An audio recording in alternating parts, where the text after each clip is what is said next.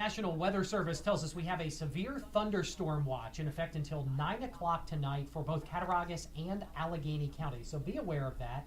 The WVTT Severe Weather Action Team keeping their eye on isolated thunderstorms tonight. Once again, that severe thunderstorm watch in effect until 9 o'clock tonight. Low temperature, a little bit cooler than it had been as well. Alexa, low of 58 tonight. Yeah, that's true. We see some warmer temperatures now. We're going to see cooler temperatures tomorrow. That's probably why we have this warning, so definitely keep an eye on it. That's right. The WVTT Severe Weather Action Team forecast coming up here on WVTT. WVTT's World News Roundup. A woman in Turkey is awaiting trial after shooting and then beheading a man she claims raped her repeatedly. The woman from a remote village in southwestern Turkey told her legal representative that she killed the man to defend her honor. Manita Rajpal has the report. Nevin Yildirim, a 26-year-old mother of two, claims that her husband's cousin, a 35-year-old man, tormented and abused her for months while her husband was out of town. Nurettin Gidaj entered her home while she was asleep and raped her at gunpoint, threatening to kill her children if she screamed.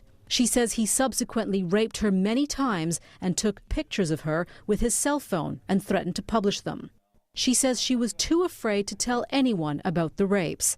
Then, last Tuesday, Yildirim had enough. She said Gidaj called. She was sure he was going to rape her again. When he arrived at her house, she grabbed a rifle and shot him repeatedly. Then she cut off his head and carried it to the town square. Witnesses say she held the severed head in front of men at a coffee house and said, quote, "Don't play with my honor. Here is the head of the man who played with my honor." And then she tossed the severed head on the ground. Her father explains why she did it. He had been abusing my child for a long time and using a weapon, saying he would kill her and kill her children. My child reached her wit's end because she couldn't handle it anymore. Witnesses in the square called police and Yildirim was arrested. She says she regrets what happened but says her reputation was in jeopardy and felt she needed to clean her honor. Now she is 5 months pregnant and insists the rapist is the father. According to a local clinic, she first tried to get an abortion when she was about 14 weeks pregnant, but was told abortion was not an option. Turkish law does not allow abortions after 10 weeks of pregnancy, except in cases of rape or when the mother's life is in danger.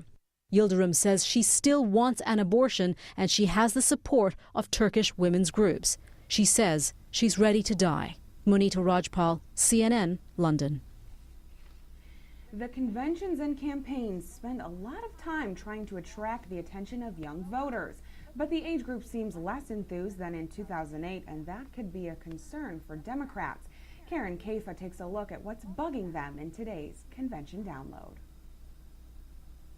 Listen up, young voters. These conventions are talking to you.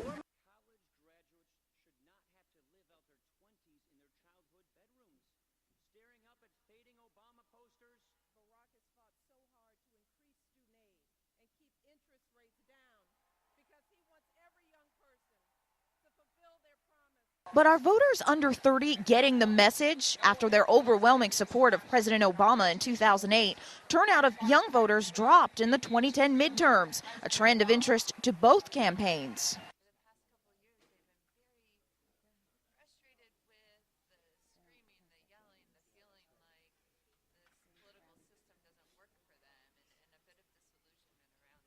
Heather Smith of Rock the Vote says that uncertainty has made them late to the 2012 game, but that doesn't mean they're not paying attention. Among the most talked about issues on campus, Smith says, the economy, jobs, and student loan debt. And as students get back to school, she expects more activism. I'm Karen Kaifa in Charlotte, and that's your Convention Download. Karen Kaifa.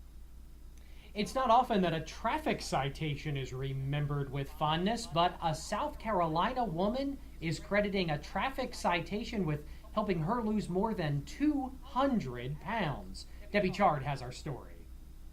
Jeanette Colantonio remembers the drive home from school when a state trooper pulled her over. I saw the blue lights behind me, and I pretty much knew what the ticket was going to be for. Antonio wasn't wearing a seatbelt, but at 408 pounds, she couldn't get it across her frame. Antonio hadn't buckled up for years.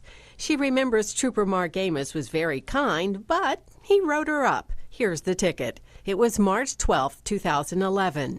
A year and a half later, Antonio asked us to help her find Trooper Amos to thank him. Yes, say thanks for the ticket.